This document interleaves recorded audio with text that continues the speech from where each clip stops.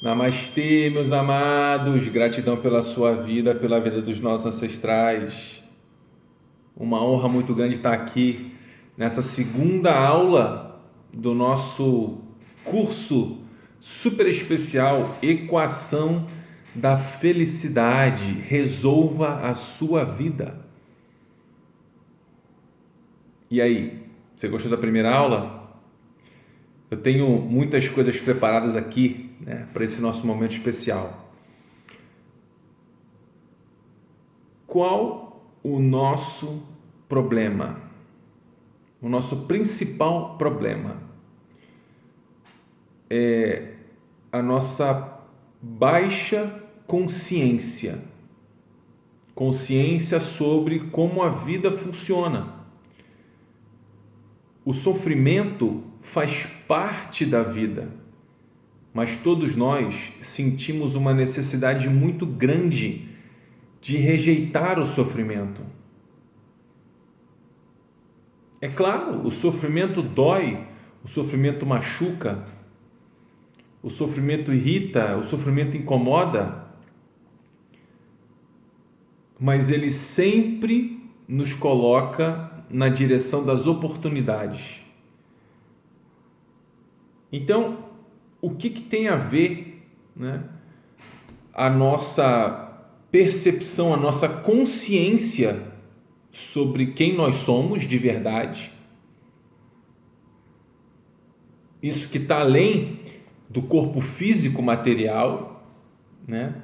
Além do corpo espiritual, quem realmente nós somos, não as nossas personalidades. O que é a consciência da nossa partícula divina, da nossa essência? O que isso tem a ver com o cardume de peixes e a física quântica? Eu vou explicar para você. Em vários vídeos do fundo do mar, e eu adoro o fundo do mar, você pode observar como o cardume de peixes se movimenta. E é muito interessante porque como é que você faz, como é que funciona para que peixes diferentes se movimentem, né, de uma forma equilibrada, seguindo a mesma direção? Como é que todos eles juntos, e eles não se desgarram uns dos outros, como é que eles conseguem ir se movimentando para fugir dos tubarões ou fugir dos outros peixes? Se você já observou essas cenas do fundo do mar, você vai entender o que eu estou te falando. Eles permanecem juntos e eles se movimentam, porque as decisões dos peixes interferem nas decisões dos outros. Olha o que eu estou te falando.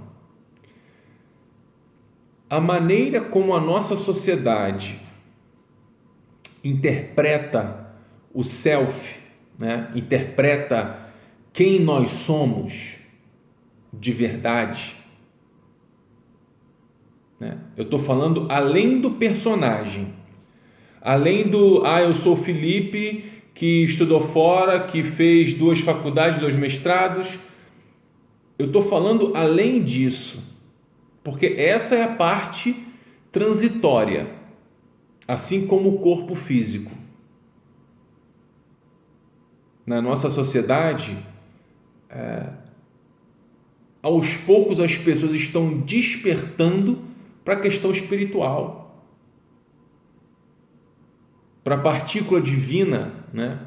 Para a bondade, para a compaixão, para a justiça, para a honra, para a paz.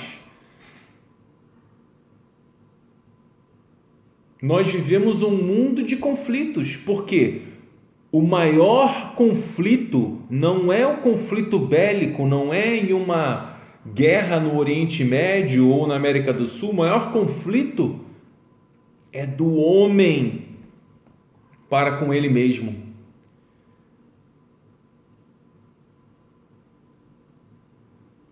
O homem conflituoso gera conflito. E esse é nosso grande problema. Nós temos conflitos demais. Nós não gostamos da maneira como as pessoas se vestem. Nós criticamos os outros demais. Isso porque internamente nós estamos em conflito com o nosso passado, com o nosso corpo, com a nossa essência, com o que fizemos, como nós agimos. E por isso, por não aceitar esse sofrimento do jeito que ele é, e eu sei que é difícil, porque nós não fomos treinados para isso, nós buscamos facilidades atrás de facilidades, confortos atrás de confortos, e por isso nos tornamos uma sociedade frágil demais para enfrentar os problemas existenciais.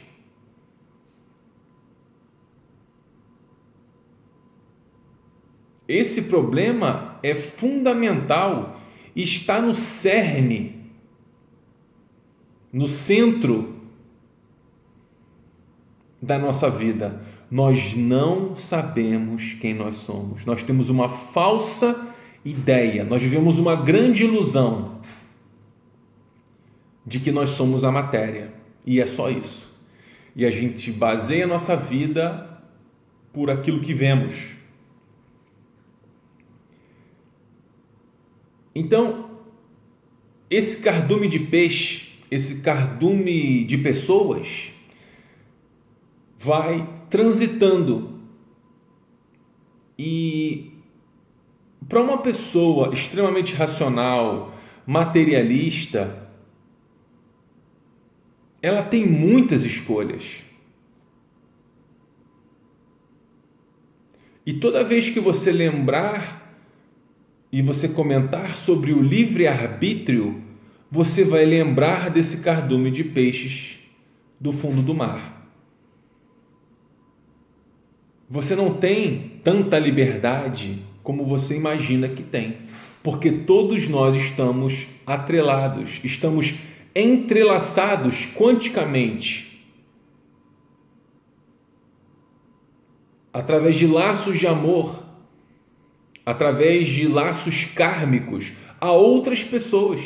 Então, conforme o primeiro identifica o perigo do tubarão e desvia o seu olhar, o outro peixinho que está do lado, que está andando para cá, ele vai desviar também. E essas mudanças vão acontecendo como uma cadeia. Isso acontece também na sua família. Ou você acha que você tem realmente esse livre-arbítrio? Se você fosse realmente livre, você seria livre também das consequências das suas ações. Mas você não é livre. Por quê? Você escolhe a ação, sendo que você também está escolhendo a consequência, mas você muitas vezes não tem consciência disso. Quer ver um exemplo prático? Você escolheu comer sorvete todo dia. Você é livre para fazer isso? Ou será que não? Você não é livre porque você não está livre das consequências. Toda ação gera uma reação. A gente pode ter a ilusão de ser tão livre, mas por esses laços familiares, por esse karma que nós vivemos em outras vidas, nós devemos seguir uma determinada trajetória.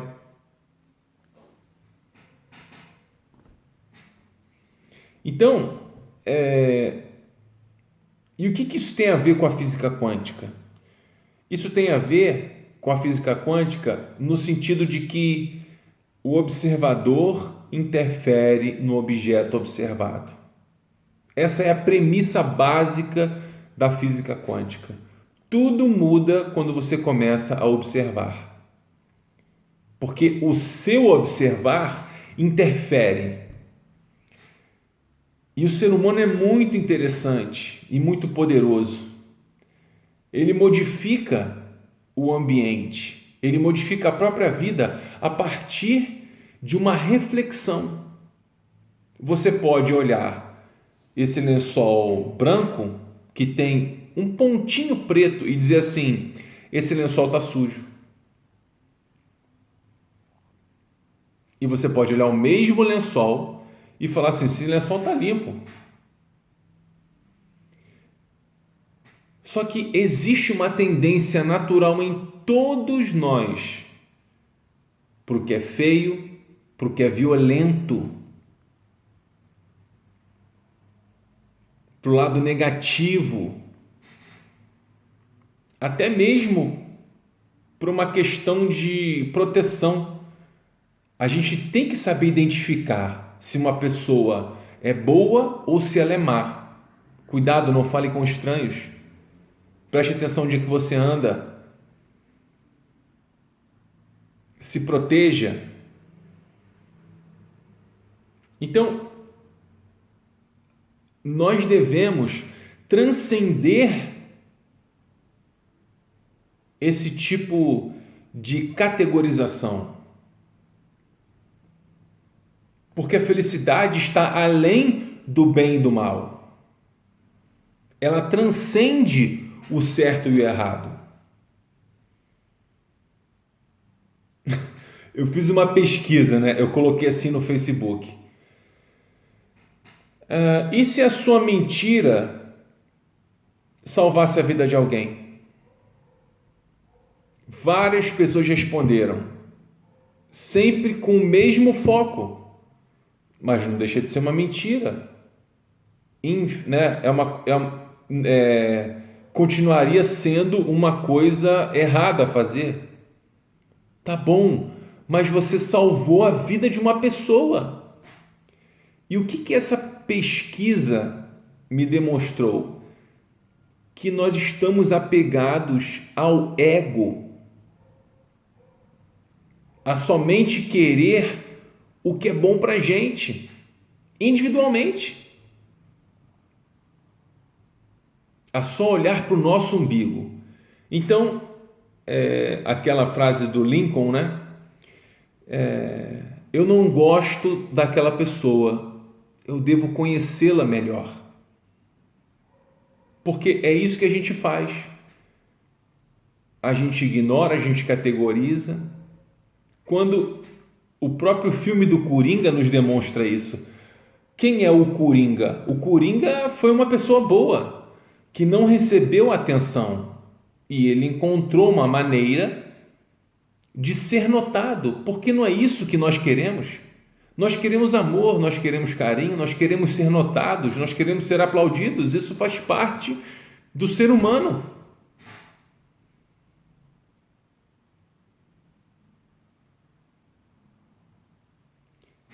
Quando as pessoas não têm isso, elas buscam a atenção de alguma forma, ou através de uma doença, ou através de um ato completamente fora do senso comum. O nosso principal problema, o nosso principal desafio é que nós temos uma falsa ideia da nossa essência, da espiritualidade. A gente não tem noção das nossas palavras, da força que elas carregam e da força da nossa intenção. Certa vez eu viajava do Rio de Janeiro para Cabo Frio e eu sentei do lado de uma senhorinha e a gente começou a conversar, porque eu adoro conversar. E ela falou assim: poxa, meu filho, estou com um problema. Eu falei: mas o que a senhora foi fazer no Rio e tal? Ela falou: olha, eu estou ficando cega. Eu falei: mas como assim? Ela falou: porque o meu filho está traficando e toda noite eu vou dormir e falo a mesma coisa. Eu não quero ver isso. eu não quero ver isso, eu não quero ver isso, eu não quero ver isso, eu não quero ver isso. Toda noite ela fala a mesma coisa. Ela começou a ficar cega. Então, assim, nós andamos distraídos. A gente fala as coisas que a gente deve falar, a gente foca nas coisas que a gente não deve focar, e aí dá tudo errado. A gente fala assim, pô, mas peraí, né? Por que deu errado?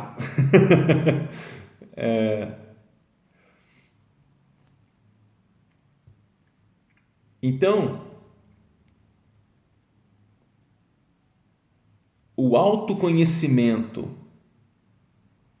a reflexão, a meditação. Meditação é você alinhar a sua anteninha.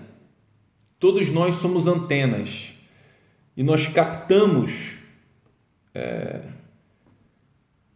essas informações que chegam até nós.